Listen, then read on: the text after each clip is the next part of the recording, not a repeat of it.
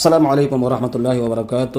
آپ احباب کے سامنے ایک بیٹی کی اپنے باپ کے خلاف ایک التجا ہے، اللہ تعالیٰ سے اس نے کی تھی، بد دعا کی تھی، وہ ہم آپ کی خدمت میں پیش کرنے لگے ہیں۔ یعنی بیٹیاں بھی اپنے باپ کے خلاف جو ہے وہ بد دعا کر سکتی ہیں۔ اس کی کیا صورت تھی، کیا کنڈیشن تھی، آئیے وہ جو کہ اگر دیکھا جائے اس واقعے کی طرف، تو اس واقعے سے ملنے والے سبق میں تو ہمارا معاشرہ بالکل پورا اترتا ہے۔ کافی والدین ایسے ہیں جو اپنی بیٹیوں کی شادیوں میں انتہائی کوتاہی کا شکار کرتے ہیں، اور جو ہے اچھے رشتے، وی آئی پی رشتے کی تلاش میں وہ ان کی زندگیاں ضائع کر دیتے ہیں، اور ان کو کام کاج پر لگانے کے ساتھ ساتھ ان کی جو ہے وہ کمائی کھا رہے ہوتے ہیں۔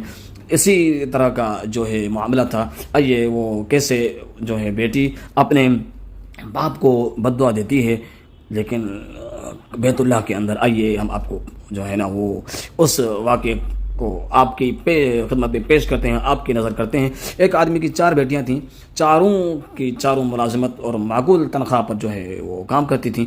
تنخواہ کے لالچ میں ان کا باپ ان کی شادیاں نہیں کرتا تھا۔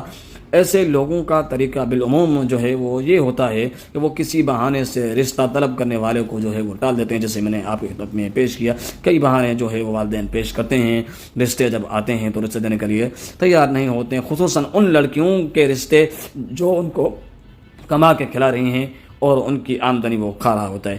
کبھی خاندان کا اور کبھی معاشرتی جو ہے وہ معاشی لحاظ سے وہ بہانہ بنا کر جو ہے وہ اس رشتوں کو جو ٹال دیتا ہے۔ لڑکیاں اس صورتحال سے جو ہے وہ بہت پریشان تھیں۔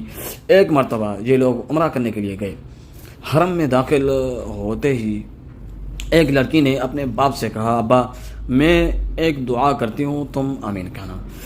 اس آدمی نے دعا سنے بغیر ہی آمین کہہ دیا۔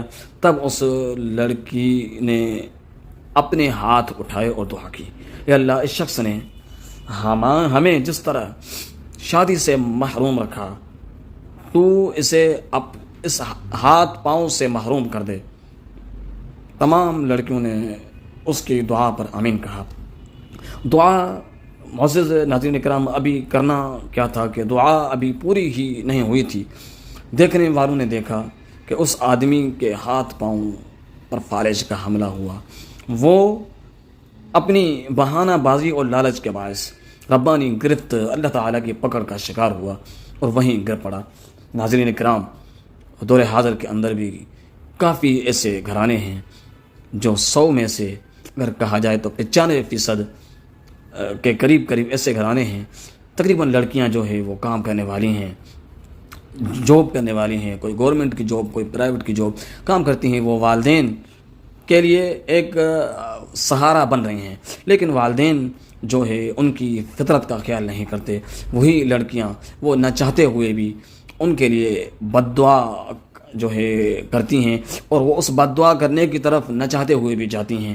تو والدین کو چاہیے جب بھی جو ہے بیٹیوں کا رشتہ آئے تو کسی معاشرتی بہانے کو سامنے نہیں رکھنا چاہیے، کسی بھی خاندانی رسم و رواج کو، بہانے کو اپنے سامنے نہیں رکھنا چاہیے، اور نہ ان سے یہ چیز کہنی چاہیے۔